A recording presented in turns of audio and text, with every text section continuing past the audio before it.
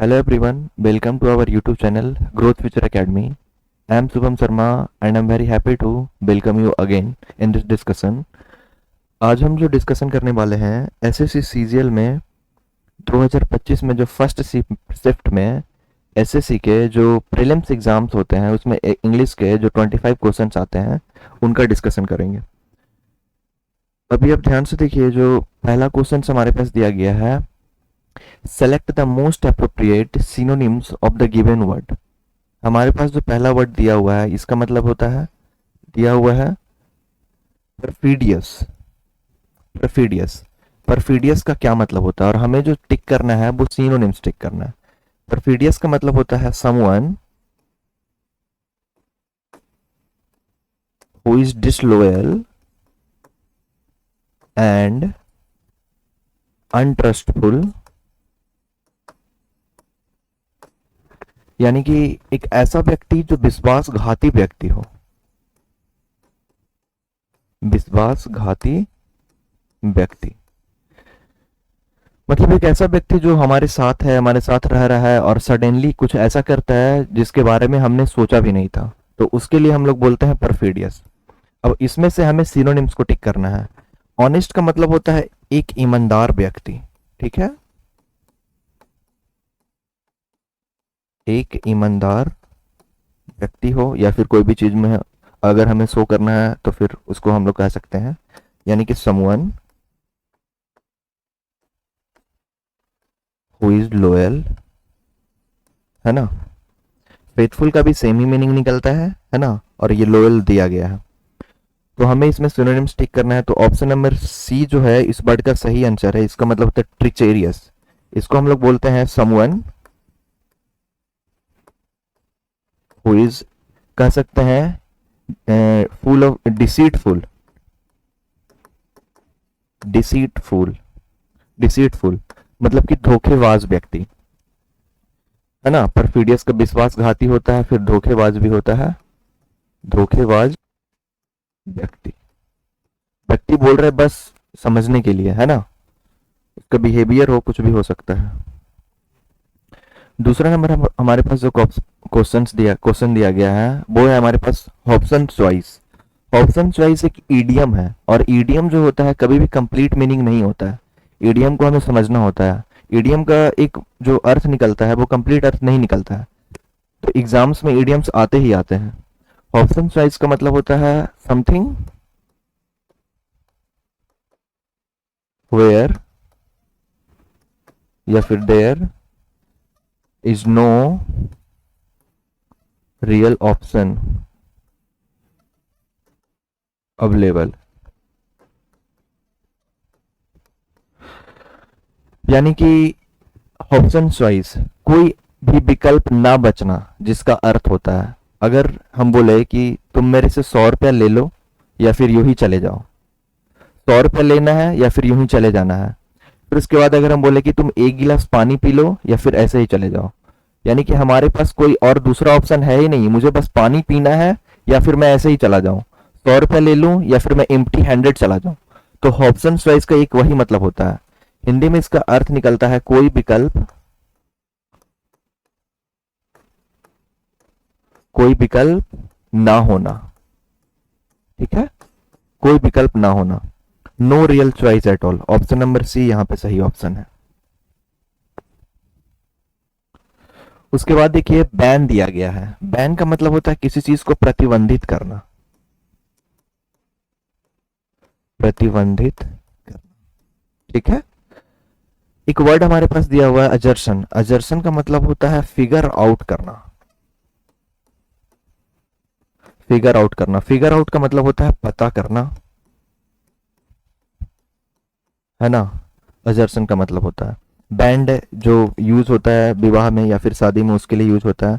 Prohibit का मतलब यहां पे होता है प्रतिबंधित करना, प्रतिबंधित करना, ठीक है।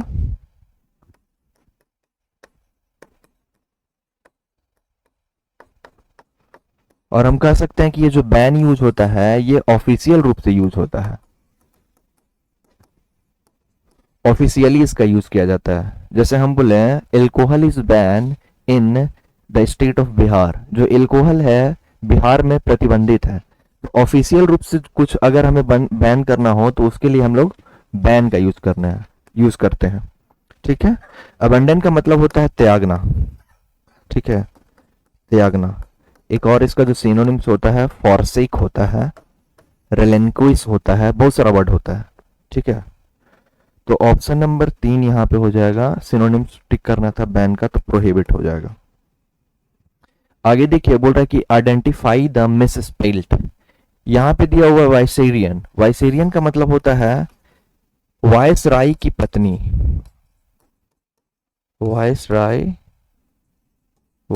की पत्नी, जो आज से कुछ वर्षों पहले या फिर कुछ दशक पहले जो वायसराय हुआ करते थे, तो उनकी जो पत्नी हुआ करती थी उनको वाइसेरियन कहा जाता था, है ना। एक और वर्ड हमारे पास दिया हुआ है जिसका मतलब होता है डिफेनिस्ट्रेट। डिफेनिस्ट्रेट का मतलब होता है to throw someone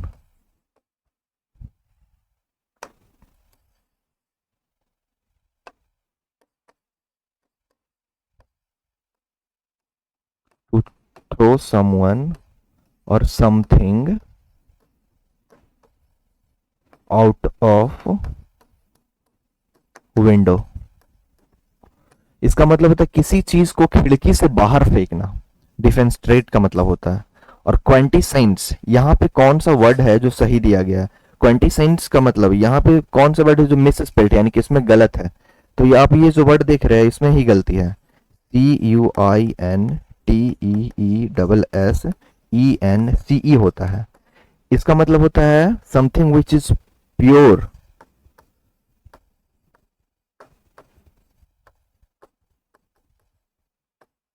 something which is pure, Hindi में इसको हम लोग बोलते हैं मूल तत्व। हिंदी में इसको मूल तत्व बोलते हैं। या फिर इसको हम लोग बोल सकते हैं किसी भी चीज का जो प्योरेस्ट फॉर्म होता है उसको हम लोग क्वांटिसेंस कहते हैं। एक वर्ड यहाँ पे दिया गया है जिसको हम लोग बोलते हैं फ्लोसिनोसी लिफिकेशन। बहुत बड़ा वर्ड है। इसका मतलब होता है कोई ऐसा चीज जो वेस्ट है, जो ट्राइबल है, जो तुच्छ है, उसके लिए यूज करते हैं।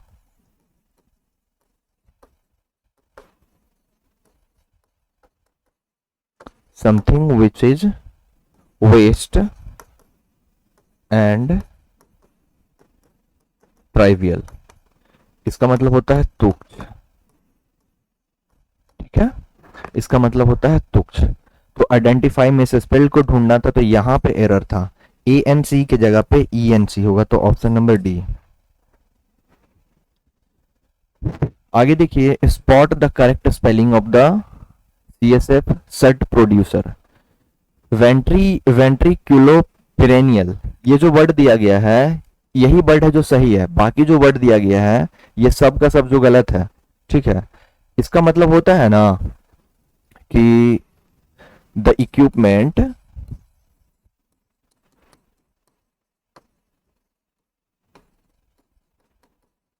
which measures the accumulation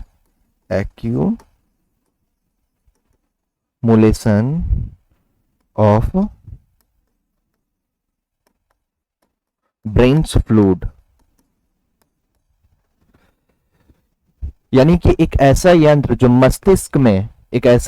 मस्तिष्क में जमा हुए फ्लूइड यानी जो तरल पदार्थ होता है उसको मेजर करता है, तो उसके लिए ये वर्ड का यूज किया जाता है।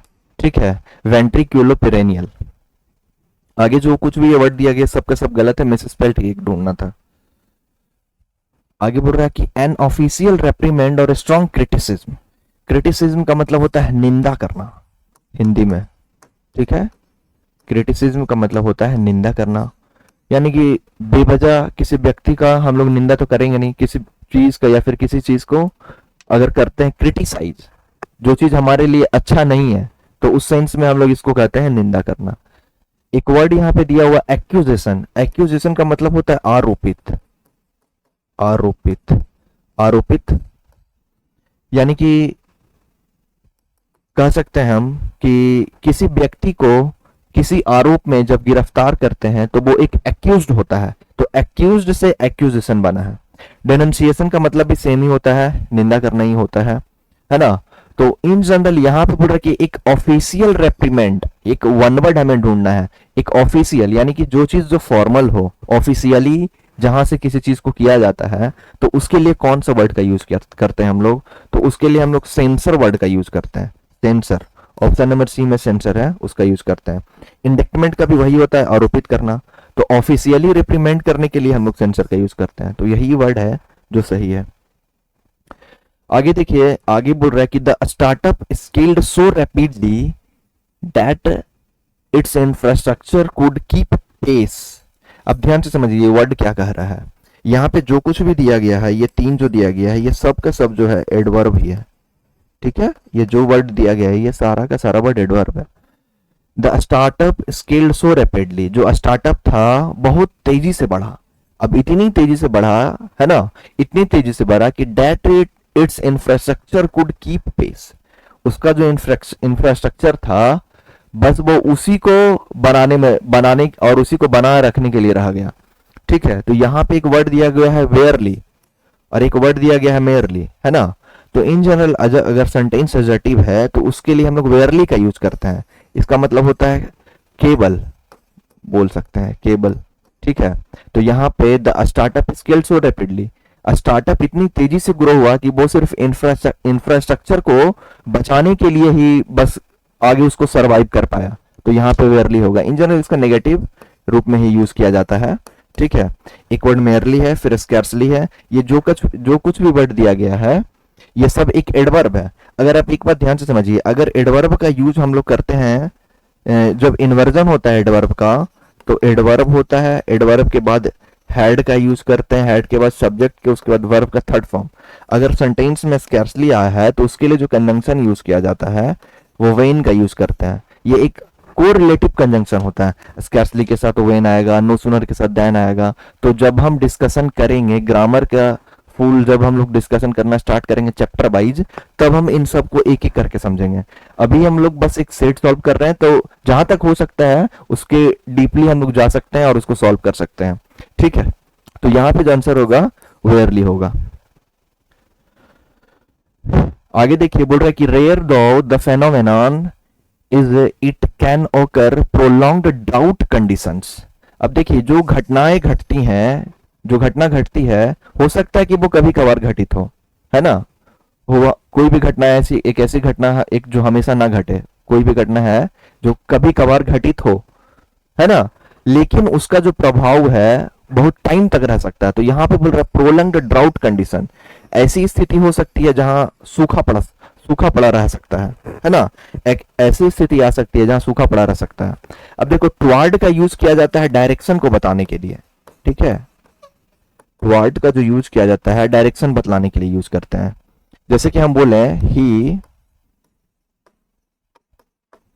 वॉक्ड टुवर्ड्स द जंगल, ठीक है। He walks towards the jungle। अब यहाँ पे देखिए एमिड दिया गया है। एमिड का मतलब होता है कि किसी व्यक्ति या ग्रुप के समूह में, है ना, किसी व्यक्ति या ग्रुप के समूह में जब हम किसी एक व्यक्ति का बात करते हैं तब हम लोग यूज करते हैं एमिड का। अमंग का कई सारे लोगों के बीच में यूज किया जा सकता है। जैसे हम बोले the chocolate is distributed among the students, है ना, तो उस सेंस में हम लोग अमंग का यूज करते हैं।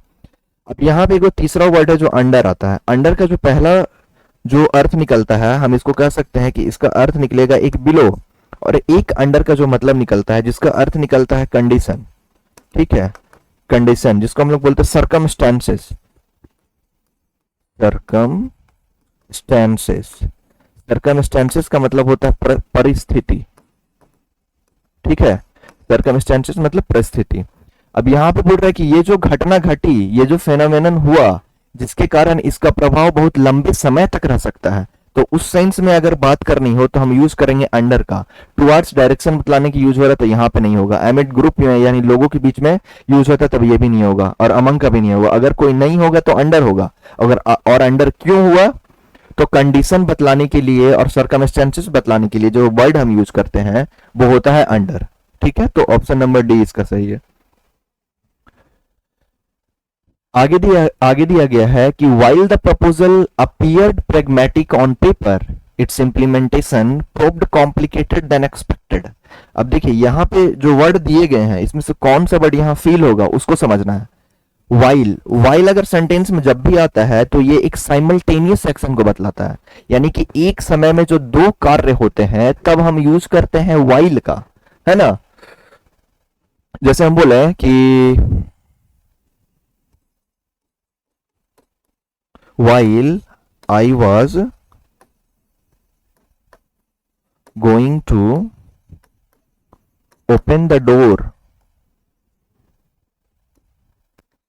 he came that time। या फिर इसको एज्यूम करके भी चल सकते हो कि द डोर ही केम, यानी उसी वक्त। अब ध्यान से समझिए, जैसे ही मैं दरवाजा ओपन करने गया था, जैसे ही मैं दरवाजा खोलने गया था उसी वक्त वह आया।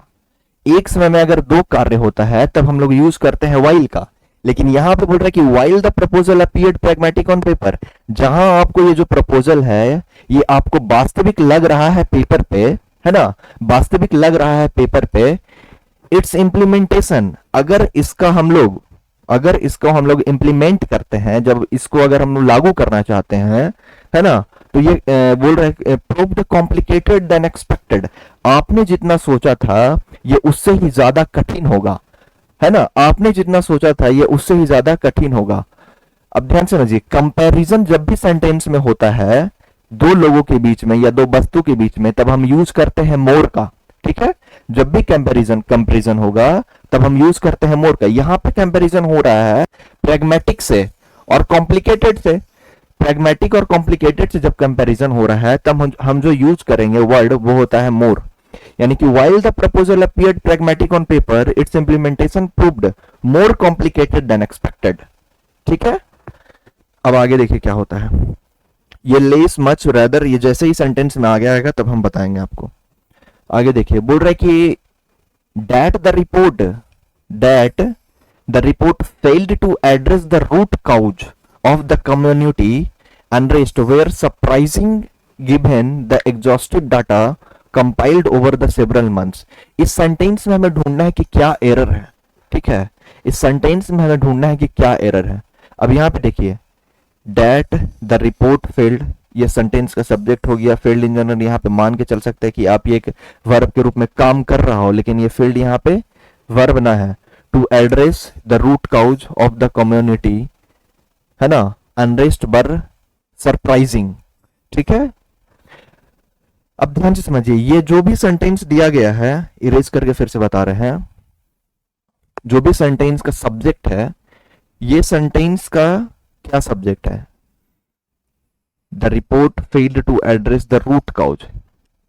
इसको हम लोग बोलते हैं, अगर सेंटेंस में कोई नाउन आ रहा है, अगर उसके बाद कुछ सेंटेंस आगे स्टार्ट हो रहा है, तो ये जो पूरा सेंटेंस यहां तक है, द कम्युनिटी अनरेस्ट, यहां तक जो सेंटेंस है ये नाउन क्लाउज शो कर रहा है, ठीक है, नाउन क्लाउज, यानी कि एक सेंटेंस जो नाउन क्लाउज होता है वही उस सेंटेंस का सब्जेक्ट होता है, ठीक है, जो नाउन क्लाउज होता है वही उस सेंटेंस का सब्जेक्ट होता है। यानी हम बोल सकते हैं कि सेंटेंस का जो सब्जेक्ट है, that the report failed to address the root cause of the community unrest, ये सेंटेंस का सब्जेक्ट है, और जो द रिपोर्ट है ये सेंटेंस का एक सिंगुलर सब्जेक्ट है। अगर सिंगुलर सब्जेक्ट होता है, अगर सेंटेंस का सिंगुलर सब्जेक्ट होता है तो वर्ब भी जो हम यूज करते हैं, जो वर्ब यूज करते हैं वो भी सिंगुलर यूज करते हैं, ठीक है। तो यहां पे जो वर्ब दिया गया है यहां पे हमें यूज करना है वाज का, ठीक है। तो जो एरर था दूसरे वाले पार्ट में था। आगे देखिए, बोल रहा है Neetu have been waiting for me since 10 o'clock in the morning, है ना। अब ये बहुत ही इजी सेंटेंस है, नीतू हैव बीन दिया गया, नीतू सेंटेंस का सिंगुलर सब्जेक्ट है, सिंगुलर सब्जेक्ट सिंगुलर वर्ब है, ठीक है। अगर तो यहां पे हैव का यूज नहीं होगा, यहां पे हम लोग यूज करेंगे हैज का, ठीक है। तो Neetu has been waiting for me since 10 o'clock in the morning, और इसमें कहीं पे कोई एरर नहीं है। आगे देखिए, बोल रहे कि change the following form active to passive, active to passive बदलना है। यहां पे दिया हुआ they have been neglecting, sentence जो है प्रेजेंट का कॉन्टिन्यूअस टेंस है ना। सेंटेंस जो है प्रेजेंट का कॉन्टिन्यूअस टेंस है। आपको पता होगा कि जब भी हम एक्टिव से पैसिव सॉल्व करते हैं तो अगर सेंटेंस में कॉन्टिन्यूअस है तो उसके लिए एक पार्टिसिपल का यूज करते हैं जिसको हम लोग बोलते हैं बिंग, है ना, बिंग। जब भी सेंटेंस कॉन्टिन्यूअस में है तो कॉन्टिन्यूअस में है, तो अगर सेंटेंस एक्टिव से पैसिव में उसको चेंज करते हैं तो उसके लिए जो पार्टिसिपल यूज किया जाता है वो होता है बिंग। और इन जनरल आप सबको मालूम है, अगर ना मालूम है, जब भी हम पैसिव बनाते हैं तो सेंटेंस में जो वर्ब यूज करते हैं वो होता है वर्ब का थर्ड फॉर्म, ठीक है। यानी कि बिंग के बाद जो वर्ब यूज करेंगे वो होगा वर्ब का थर्ड फॉर्म। अब यहां पे देखिए हैव बीन नेग्लेक्टिंग दिया हुआ है ना। अब यहां पे हमारे पास दिया हुआ है maintenance of the archives had been neglected, है ना। यहां पे दिया हुआ had been neglected, sentence present में है, हैड बीन नेग्लेक्टेड है, बिंग का यूज नहीं किया गया है, तो ऑप्शन नंबर 1 जो है गलत हो जाएगा। आगे देखिए maintenance of the archive is being दिया गया, प्रेजेंट के परफेक्ट कंटिन्यूअस टेंस में है ना, तो ये सेंटेंस ये भी गलत हो जाएगा। Maintenance of the archive was being, ये भी गलत। यहां पे जो बच गई option number D, maintenance of the archives has been being neglected by them for years, तो ऑप्शन नंबर डी यहां पे सही हो जाएगा। आगे देखिए एक वर्ड दिया गया, select the sentence containing the homonyms of the highlighted word. इस वर्ड में हमें होमोनिम्स का एक अर्थ निकालना है। यहां पे बोल रहे कि the choir begin the introit at its prized signal. अब जैसे ही प्रेस्ट ने सिग्नल दिया तो जो कोयर थी, जो जिसको हम लोग बोलते हैं गायन करने वाली समूह, है ना, अ ग्रुप ऑफ सिंगर इसको बोलते हैं हम लोग, अ ग्रुप ऑफ सिंगर, ठीक है, इसको बोलते हैं हम लोग अ ग्रुप ऑफ सिंगर। इंट्रोइट का मतलब होता है, या तो हम लोग बोल सकते हैं कि गाना गाना, इंट्रोइट का एक मतलब निकलता है। दूसरा मतलब निकलता है किसी चीज का शुरुआती भाग, उसके लिए यूज करते हैं इंट्रोइट का, ठीक है। यहां पे जो दिया हुआ है the child sang the introit during the intermission, जैसे ही इंटरमिशन हुआ यानी कि जैसे ही मध्यांतर हुआ, जो बच्चा था उसने गाना शुरू कर दिया, ठीक है। अब यहां पे देखिए ऑप्शन नंबर बी बोल रहा है कि the introit was replaced by the organ improvisation. अब किसी चीज को यहां पर रिप्लेस नहीं किया गया है, ठीक है, कोई इंट्रोइट कोई ऑर्गन नहीं है या फिर कोई ऐसा चीज नहीं है जिसको हम लोग हटाएं। यहां पे बोल रहा है कि the missal included the Latin text for the introit, ये भी गलत है। The container rehearsed the Sunday introit, ये भी सेंटेंस गलत है, तो ऑप्शन नंबर 1 यहां पे सही हो जाएगा कि जो बच्चा था उसने इंटरमिशन के दौरान गाना गाना शुरू कर दिया। यहां पे इंट्रोइट का मतलब आप निकाल सकते हैं कि शुरुआती हिस्सा, ठीक है, शुरुआती हिस्सा हो सकता है प्राइस ने जब सिग्नल दिया। होमोनिम्स एक्चुअली में होता क्या है कि एक ही वर्ड होता है जिसके अर्थ दो होते हैं, एक ही वर्ड होता है जिसके अर्थ दो होते हैं, ठीक है। जैसे बैट, बैट मतलब चमगादड़ और बैट मतलब बल्ला, है ना। अब रिवर बैंक होता है, फिर उसके बाद बैंक होता है, तो कहां पे किस सेंटेंस का अलग मीनिंग निकलता है वो सबको हम लोग धीरे धीरे जब समझेंगे, जब हम लोग चैप्टर वाइज डिस्कशन करेंगे तब। आगे देखिए बोल रहे कि convert the sentence provided below from its passive voice structure to an active voice. Passive voice से एक्टिव वॉइस में चेंज करना है। इट वाज बीइंग सजेस्टेड दिया हुआ, अब इट वाज बीइंग सजेस्टेड दिया हुआ, देखो हम बताएं कि अगर सेंटेंस पैसिव में है तो वाज आया भाई, कोई ऑक्सिलरी वर्ब आएगा, ऑक्सिलरी वर्ब के बाद एक पार्टिसिपल बीइंग का यूज करेंगे, बीइंग के बाद यूज करेंगे वर्ब का थर्ड फॉर्म का यूज करेंगे, तो ये सेंटेंस पूरी तरह से पैसिव में है, ठीक है। हमको एक्टिव में चेंज करना है भाई, ठीक है ना। यहाँ पे देखो मल्टीपल सोर्सेस वर्ब सजेस्टिंग हो सकता है। वाज कॉम्प्रोमाइज्ड, सेंटेंस कॉन्टिन्यूअस में है तो कॉन्टिन्यूअस में ही रहना चाहिए, गलत। वर्ब सजेस्टिंग, सेंटेंस पूरा नहीं है, ठीक है ना। द सोर्सेस वर सजेस्टिंग, नहीं। द ऑपरेशन हैड कॉम्प्रोमाइज्ड, ये सेंटेंस भी नहीं होगा। जब भी हम लोग एक्टिव से पैसिव और पैसिव से एक्टिव जाते हैं, अगर हम एक्टिव से पैसिव जा रहे हैं तो हमारा जो सब्जेक्ट होता है वो ऑब्जेक्ट में चला जाता है, और एक्टिव में जो ऑब्जेक्ट होता है वो सब्जेक्ट के रूप में आता है, ठीक है, उसका यूज करते हैं हम। तो यहां पे देखिए it was being suggested by multiple sources, multiple sources के बाद के द्वारा सजेस्ट किया गया था। तो मल्टीपल सोर्सेस इस सेंटेंस का सब्जेक्ट होगा। मल्टीपल सोर्सेस प्लूरल सब्जेक्ट है, तो इसके लिए हम यूज करेंगे प्लूरल वर्ब का। तो ऑप्शन नंबर 1 यहां पे सही है। ठीक है, आगे देखिए। आगे बोल रहा है कि एक पैसेज है, पैसेज को हमें पढ़ना होगा, है ना। बोल रहा है कि while education and wisdom are often conflated in coequal discourse, है ना। अब हम यहाँ पे जो पैसेज में बात कर रहे हैं, एजुकेशन के बारे में बात कर रहे हैं और विजडम के बारे में बात कर रहे हैं। Often conflated in coequal discourse. अब ध्यान से समझिए, अगर एग्जाम में पैसेज आता है तो आपको एक एक वर्ड का हिंदी करने नहीं बैठना है। आपको उसके लिए एग्जाम से पहले जो भी समय है उसमें आपको उसमें प्रैक्टिस करना है, और प्रैक्टिस करना है इस तरीके से कि हम कितना जल्दी क्वेश्चन को सॉल्व कर पाए। जब भी पैसेज को सॉल्व करें तो पहले क्या कीजिए कि जो क्वेश्चन है उनको देख लीजिए, एक बार ओवरव्यू कर लीजिए क्वेश्चन का कि क्या क्वेश्चन दिया गया, क्वेश्चन में पॉजिटिव बोल रहा है क्या, क्या जो भी क्वेश्चन है उसमें नेगेटिव बोल रहा है क्या, किस चीज को हम हटा सकते हो। उसके बाद एक ओवरव्यू करने के बाद आप उसके बाद पैसेज को पढ़ना शुरू कीजिए। ठीक है, यहाँ पे बोल रहा है कि while education and wisdom are often conflated in coequal discourse. बोल रहा है कि जहां, यानी कि हालांकि आज का जो टाइम है जहां एजुकेशन, और जो एजुकेशन का मतलब हो गया शिक्षा और विजडम का मतलब हो गया ज्ञान। आज के टाइम पे एजुकेशन और जो विजडम है इसको लोग एक ही चीज मानते हैं, ठीक है ना, एक ही चीज उसको मानकर चलते हैं।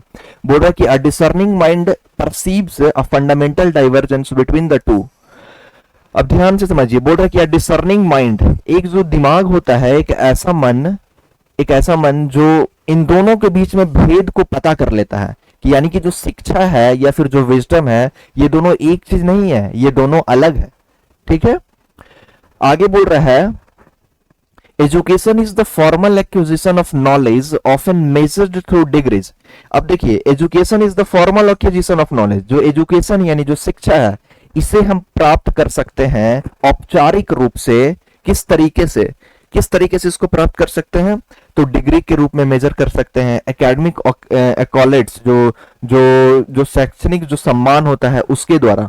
And proficiency in structure discipline, या फिर अपने आप को डिसिप्लिन बना करके रख सकते हैं, तो उस सेंस में हम लोग एजुकेशन को प्राप्त कर सकते हैं। यानी कि औपचारिक रूप से प्राप्त किया गया शिक्षा डिग्री के द्वारा या फिर कोई एजुकेशनल इंस्टीट्यूशन के द्वारा, तो उसे हम लोग शिक्षा बोलते हैं।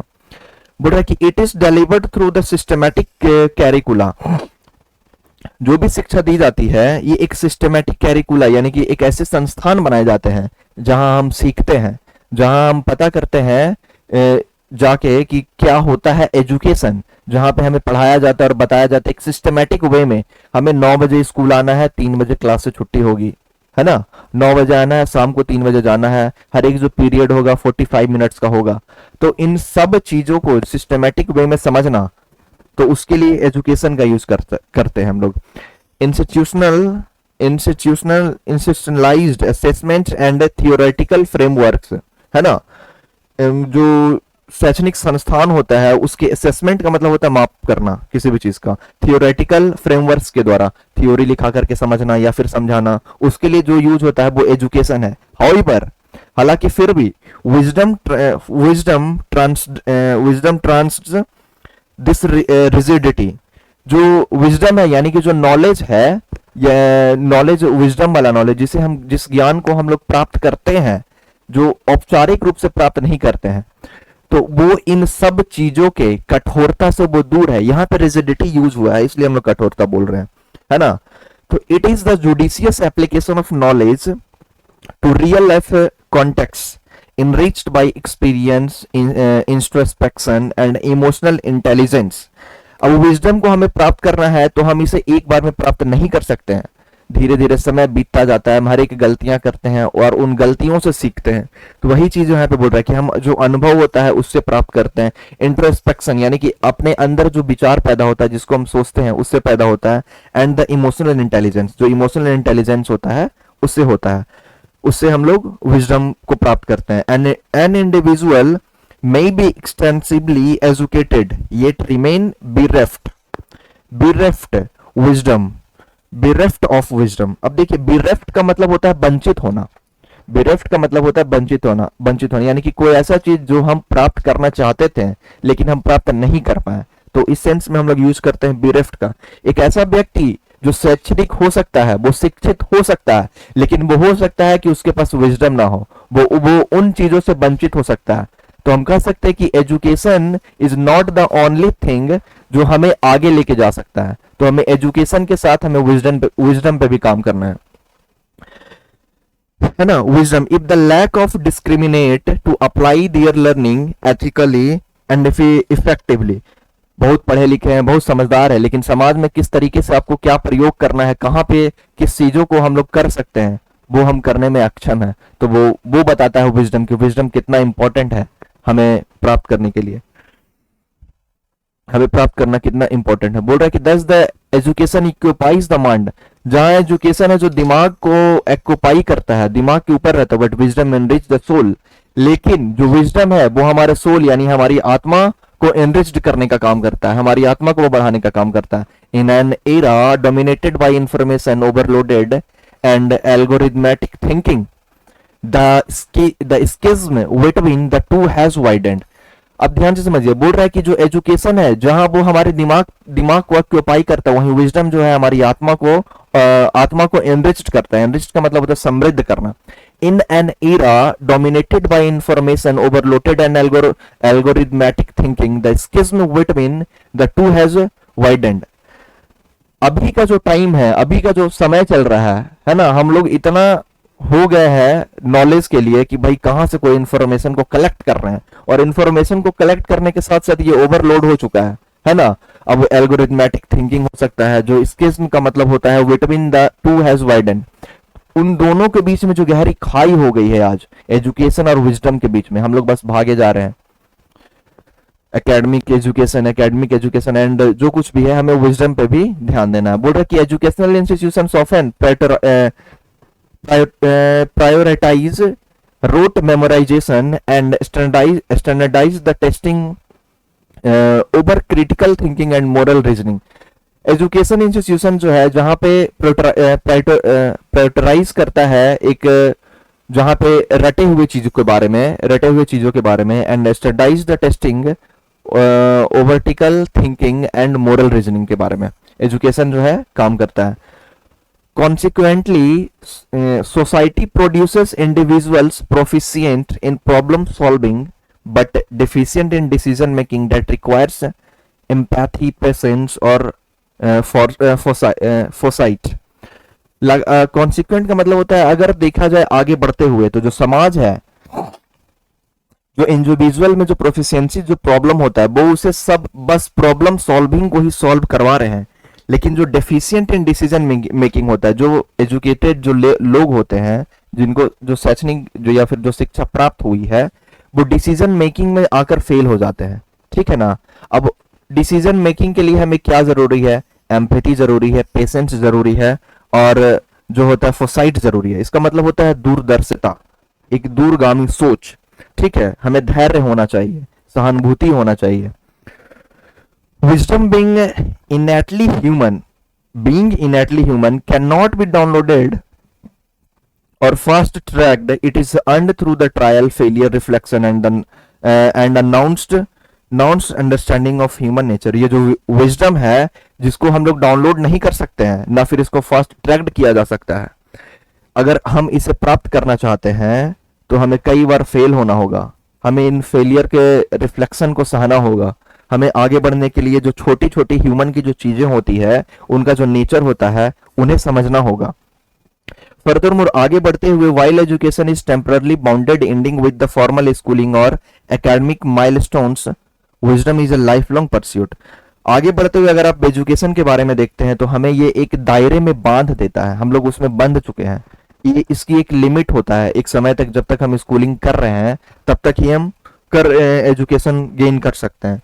लेकिन वहीं पे अगर हम विजडम की बात करते हैं तो ये लाइफ लॉन्ग चलने वाला चीज है ना। ये लाइफ लॉन्ग चलने वाली चीज है, यानी कि हम इसे हर वक्त सीखते रहेंगे, अपनी गलतियों से, अपने अनुभवों से। बोला कि it doesn't boast certificates but manifest its humanity, ethical consistency and the ability to and the ability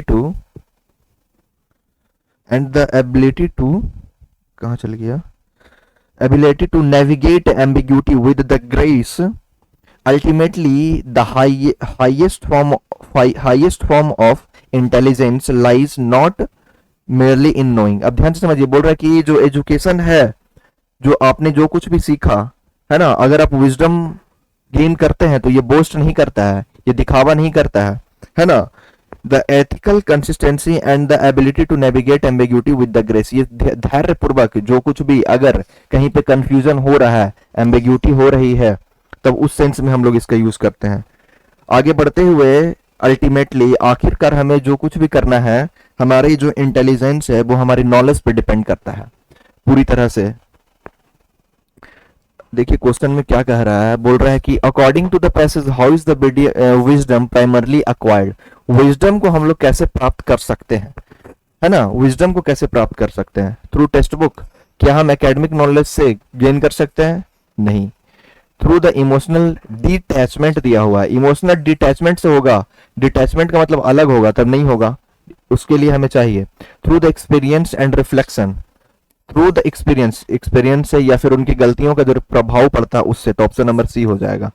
through the algorithmic thinking, नहीं, नॉलेज ये तो एक एकेडमिक नॉलेज हो जाएगा। आगे देखिए, what does the author mean by the wisdom enrich the soul, wisdom author का क्या मतलब है विजडम को इनरिच करना? It enhance the academic, wisdom को हमें जब इनरिच करना है तो एकेडमिक का कोई चीज हो ही नहीं सकता है। It fosters the deeper moral insight, गहराइयों से हर चीजों को समझना यानी आगे बढ़ना, उस सेंस में यूज करते हैं। To improve the verbal expression, नहीं होगा। The sharpens the mathematical skills, नहीं, ऑप्शन नंबर बी यहाँ पे ठीक है, अगर हमें विजडम को इनरीच करना है तब। आगे देखिए, who according to the author can be despite lacking formal education, lacking formal education, who according to the author can be wise, वो तेज हो सकते हैं डिस्पाइट लैकिंग फॉर्मल एजुकेशन, एक ऐसे व्यक्ति जिनके पास विजडम ना हो। अभी जो पैसेज है इसमें अगर कोई ऐसे व्यक्ति जिन्होंने एकेडमिक एजुकेशन को गेन ना किया है, फिर भी कुछ ऐसे व्यक्ति हैं, उनके पास एक ऐसा अनुभव है जिससे वो जो सही डायरेक्शन है वो हमें दिखा सकते हैं, या फिर वो खुद सही डायरेक्शन में चल रहे हैं, ऐसे कई सारे लोग हैं। तो एजुकेशन यहाँ पे बोल रहा है कि इल्डर्स एंड आर्टिसियन, जो इल्डर्स होते हैं, जो बड़े लोग जो आर्टिसियन होते हैं, उन्होंने अगर एजुकेशन ना लिया है फिर भी वो जो बोल रहा है अगर उनके पास एजुकेशन का कमी है तो वो अपने विजडम से काम कर सकते हैं, तो एल्डर्स और आर्टिसियन। आगे देखिए, what is the central contrast drawn in the passage, education versus career, नहीं, एजुकेशन वर्सेस करियर के बारे में बात नहीं की गई है। इंटेलिजेंस एंड मेमोरी, याद करने के बारे में बात नहीं की गई है। Reading versus writing, formal learning और applied wisdom, option number D, formal learning और applied wisdom. According to the author, why has the gap between education and wisdom widened in the recent times? Due to overuse of social media, ऐसा नहीं, because of the wisdom is no longer valued, because of the rote learning and algorithmic method, जो education system में जो rote learning चल रहा है उससे हमें छुटकारा पाना। According to the author, why has the gap, अब ये गैप क्यों हुआ, ये जो पैसेज है उसी में बताया गया कि विजडम और एजुकेशन के बीच में क्यों गैप आया। ठीक है, तो ऑप्शन नंबर सी यहाँ पे हो जाएगा। आगे देखिए, बोल रहा है कि choose the most suitable option to replace the highlighted part of the sentence. She has the reputation, अब एक बात समझिए, रेपुटेशन के साथ एक जो फिक्स्ड प्रीपोजिशन यूज होता है वो होता है ऑफ, ठीक है। रेपुटेशन के बाद जो प्रीपोजिशन होता है और प्रीपोजिशन के बाद जो यूज होता है उसको हम लोग बोलते हैं जीरेंड, यानी जीरेंड मतलब V1 plus ING, V1 plus ING, यानी इसको हम लोग बोलते हैं वर्ब का फोर्थ फॉर्म। ध्यान से सुनो, टू हैव काइंडनेस नहीं होगा, ये एक नाउन है तो हो ही नहीं सकता है। Of being a kind woman, of being a kind woman, reputation के लिए ऑफ प्रीपोजिशन का यूज करेंगे, ठीक है। उसके बाद हमको यूज करना है वर्ब के फोर्थ फॉर्म यानी बीइंग का यूज करेंगे। A kind woman general sense में सब पे लागू होता है, सब पे लागू हो जाएगा। द काइंड जब बोलते हैं तो स्पेसिफिक चला जाएगा, नहीं होगा। टू बी काइंड हार्टेड नहीं होगा, ठीक है। The doctor advised him to avoid eating sweets and doing exercise। अब ध्यान से समझिए, यहाँ पे बोल रहा है to avoid eating। अवॉइड के बाद जो यूज बड आता है वो वर्ब का फोर्थ फॉर्म आता है। कुछ ऐसे शब्द हैं जिनके बाद हम लोग जब भी कोई वर्ड यूज करते हैं तो वो हमेशा वर्ब के फोर्थ फॉर्म में यूज होते हैं। अवॉइड के बाद कोई भी वर्ड आएगा तो वो वर्ब का फोर्थ फॉर्म में आएगा। अगर वो जिरंड आया या फिर कुछ नाउन के रूप में होता है, जिरंड इन जनरल वो नाउन ही होता है, ठीक है। अब समझिए यहाँ पे दिया हुआ टू अवॉइड ईटिंग स्वीट्स, यहाँ पे जो एक वर्ड दिया गया है जिसको हम लोग बोलते हैं कंजंक्शन, ठीक है, कंजंक्शन। कंजंक्शन क्या करता है, किसी भी सेंटेंस के बीच में आकर के, कंजंक्शन किसी भी सेंटेंस के बीच में आकर के वो सेंटेंस को कंबाइन करने का काम करता है। अगर सेंटेंस में एंड कंजंक्शन का यूज होता है, अगर सेंटेंस में एंड कंजंक्शन का यूज होता है तो वो हमेशा सेम चीज को जोड़ने का काम करता है ना। वो हमेशा सेम चीज को जोड़ने का काम करता है। सेंटेंस में एंड कंजंक्शन है तो इससे पहले एक नाउन यूज हुआ और इसके बाद एक नाउन यूज हुआ, ठीक है। तो अब यहाँ पे ध्यान से समझिए, the doctor advised him to avoid eating sweets, ठीक है, यहां तक कोई दिक्कत नहीं है। एंड डूइंग एक्सरसाइज दिया हुआ है, जब सेंटेंस में एंड कंजंक्शन है तो फिर डूइंग नहीं होगा ना, तो यहां पे होगा to avoid sweets and to do exercise regularly, to avoid eating sweets and to do exercise regularly. Option number C यहां पे सही होगा, ठीक है। आगे देखिए, बोल रहा है कि a sentence is provided in direct speech form of the four given option, choose the one that most accurately conveys the sentence. Narration दिया गया है, बोल रहा है कि he asked me have you done your homework. अगर direct speech में जो सेंटेंस में डायरेक्ट क्वेश्चन पूछने यानी कि इंटेरोगेटिव सेंटेंस दिया गया हो, तो जब भी हम चेंज करते हैं इनडायरेक्ट स्पीच में तो इसके लिए जो कंजंक्शन यूज होता है वो होता है इफ या फिर वेदर का यूज करते हैं, इफ या फिर वेदर का यूज करते हैं, ठीक है, इफ या फिर वेदर का यूज करते हैं।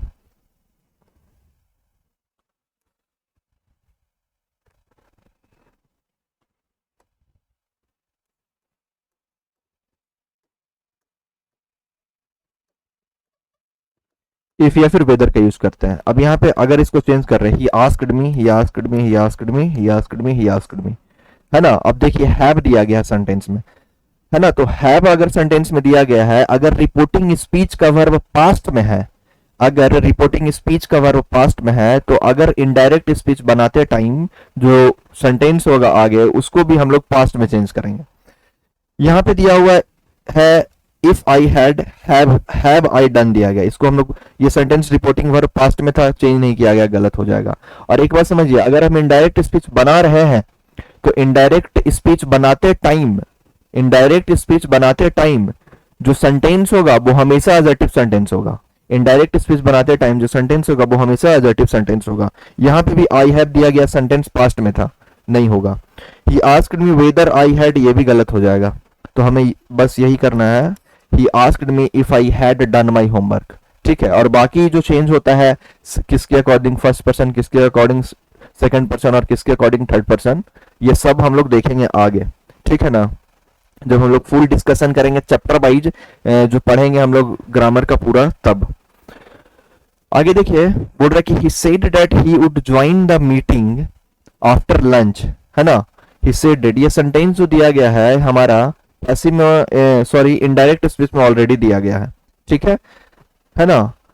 Join the meeting after lunch, अब ध्यान से समझिए, यहाँ पे आई विल दिया गया, I would, I shall, I can.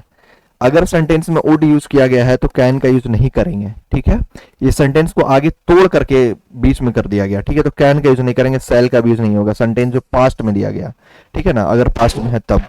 I would join the meeting after lunch, अगर सेंटेंस इनडायरेक्ट स्पीच में ऑलरेडी दिया गया, सेंटेंस पास्ट में है, तो अगर हमको चेंज करना है डायरेक्ट स्पीच में तब हम यूज करेंगे आई विल का, ठीक है, आई विल का यूज करेंगे। तो ऑप्शन नंबर 123 का सही है।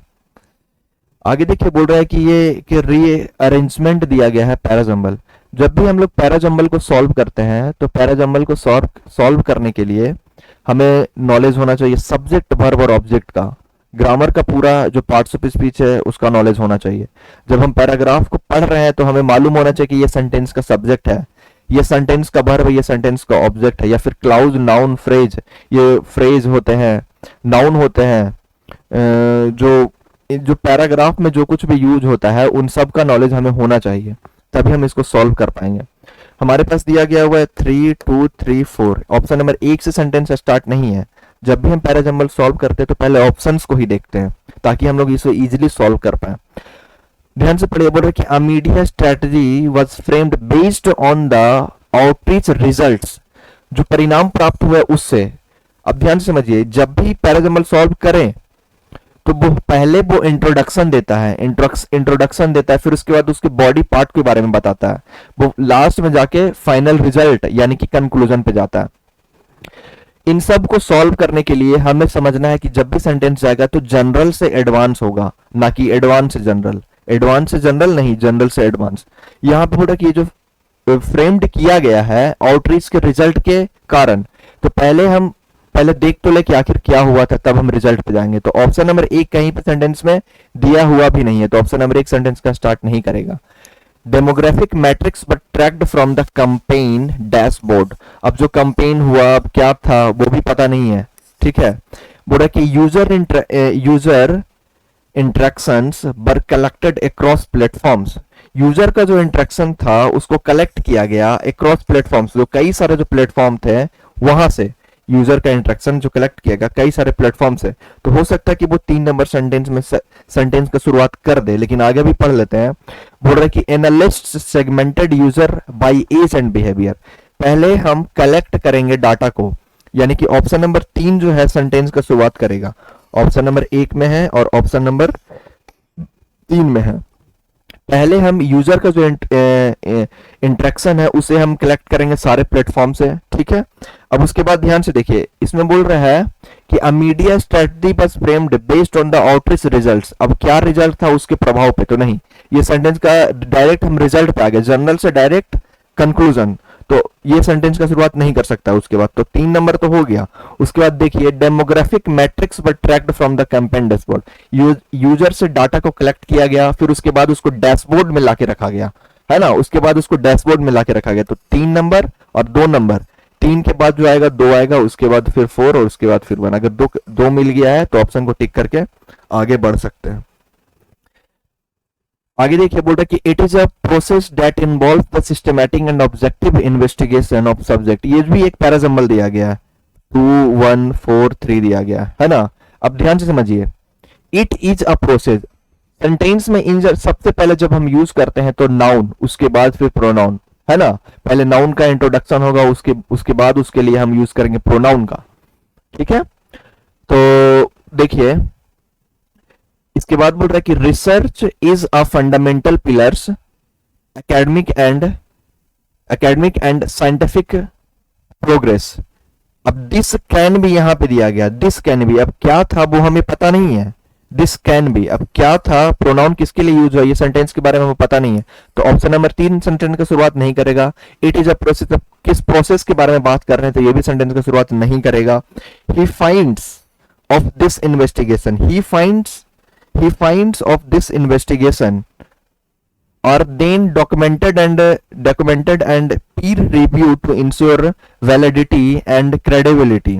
भाई अब ही finds, अब कौन पाया वो भी पता नहीं है, तो इन जनरल जो सेंटेंस शुरुआत करेगा 2 नंबर सेंटेंस का शुरुआत करेगा, है ना।